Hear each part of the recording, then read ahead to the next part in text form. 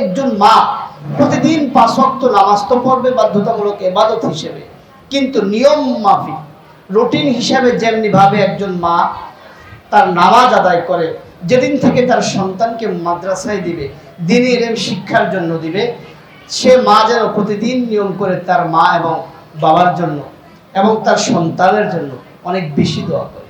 তার বাবা ধার্মিক হবে, ধার্মিক হওয়ার পাশাপাশি তার সন্তানের প্রত্যেকটা পদক্ষেপ, প্রত্যেকটা বিষয় খেয়াল রাখবে। আমার সন্তান কোথায় যাচ্ছে, কিভাবে চলছে, কার সাথে মিশতেছে, কোন পরিবেশে সে খেলাধুলা করছে, কোন পরিবেশে সে বের হতেছে। এই দায়িত্বটা শুধুমাত্রই মাদ্রাসার শিক্ষকদের নয়, মাদ্রাসার গণ্ডির মধ্যে থাকা অবস্থায় অবশ্যই ওলামা একরাম এবং আমাদের মাদ্রাসা কওমিয়া বিশেষত এত বেশি খেয়াল রাখেন। ওই বেচারা মাদ্রাসার ছাত্রদেরকে সময় দিতে দিতে নিজের সন্তান অন্য মাদ্রাসায় ভর্তি করাইতে হয়। এত বেশি ভালোবাসেন এক একটা ছেলেকে, নিজের সন্তানের চেয়েও অনেক বেশি আপন করে করে ধরে ধরে শেখায়। কিন্তু দুঃখজনক বিষয় হচ্ছে উস্তাদদের এই মেহনতের ফলাফল অনেকাংশে নষ্ট হয়ে যায় অভিভাবকদের অবহেলা, অলসতার কারণে।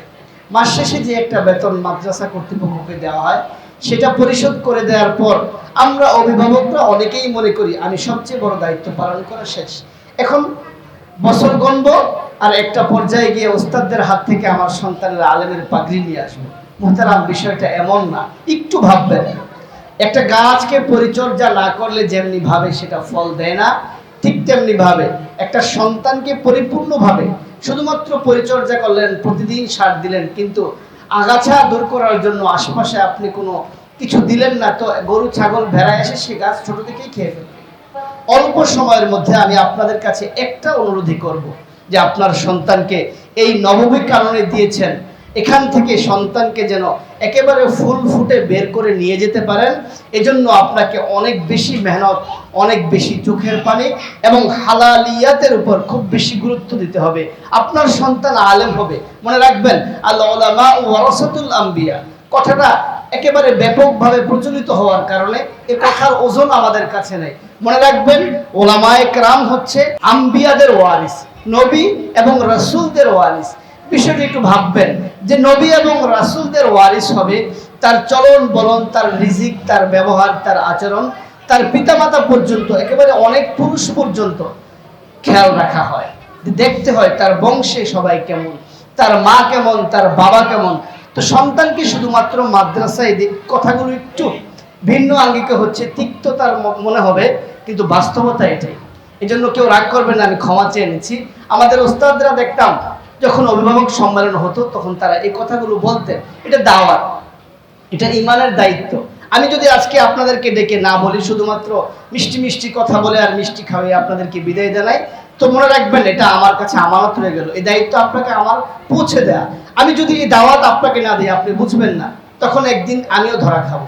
এই জন্য অল্প সময়ে যে সুযোগটা আমি পেলাম, আপনাদের কাছে হাতে পায়ে ধরে একটা অনুরোধ করব যে আমরা আমাদের সন্তানকে মাদ্রাসায় দিয়েছি, কোরআনের হাফেজ বানাবো, স্বপ্ন দেখছি, একজন হাক্কানি রব্বানি আলেম হবে, নবীর ওয়ারিস হবে। এই জন্য আমাকে যতটুকু পরিচ্ছন্ন থাকা দরকার, যতটুকু স্বচ্ছ থাকা দরকার, দ্বীন এবং আহকামের উপর, শরীয়তে ইসলামের উপর যেভাবে চললে আল্লাহ তাআলা আমার প্রথমত আমার উপর এবং পরবর্তীতে আমার সন্তানকে কবুল করবে, তার প্রত্যেকটা স্টেপে সম্পূর্ণ সততার সাথে আমাদেরকে সজাগ থেকে অগ্রসর হতে হবে। অন্যথায় আমরা অনেক বেশি পিছিয়ে যাব, পরিশ্রম হবে, অর্থ সময় যাবে, টাকা যাবে, শ্রম যাবে, সময় নষ্ট হবে। আল্লাহ না করুক একটা সময় ওই সন্তানগুলো ঝরে যাবে, তখন আফসোসের জায়গায় আফসোস থেকে যাবে। আমাদের ভুল পদ্ধতি এবং পলিসির কারণে আমার সন্তানের ভবিষ্যৎ এবং আখিরাত দুইটাই নষ্ট হয়ে যাবে। এজন্য মুহতারাম, আপনাদের কাছে দুইটা মেসেজ দিব। এক নাম্বার হচ্ছে, আমার আপনার যে সন্তানদেরকে যে ওস্তাদরা পড়াশোনা করাচ্ছেন তাদেরকে অনেক বেশি সম্মানের দৃষ্টিতে দেখব, সাধ্য অনুযায়ী আমার সর্বোচ্চ আসনে আমি আমার সন্তানের ওস্তাদকে রাখবো। দুই নাম্বার বিষয় হচ্ছে, আমার সন্তানের রিজিক যেখান থেকে আসবে একেবারে স্বচ্ছতার সাথে, হালালিয়াতের সাথে আসবে। সন্তান কখন কোথায় যায়, কিভাবে চলে, কি বলে, কি পড়ে, কি খায়, কোথা থেকে খায়, প্রত্যেকটা বিষয় যদি আমি অল্প কিছুদিন খেয়াল রাখতে পারি, যখন তার মানসিকতা তৈরি হয়ে যাবে তখন দেখবো আমাদের আর খেয়াল রাখতে হবে না, সেই আমাদের খেয়াল রাখবে।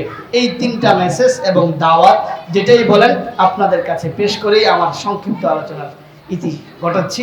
আসসালামু আলাইকুম ওয়া রাহমাতুল্লাহ।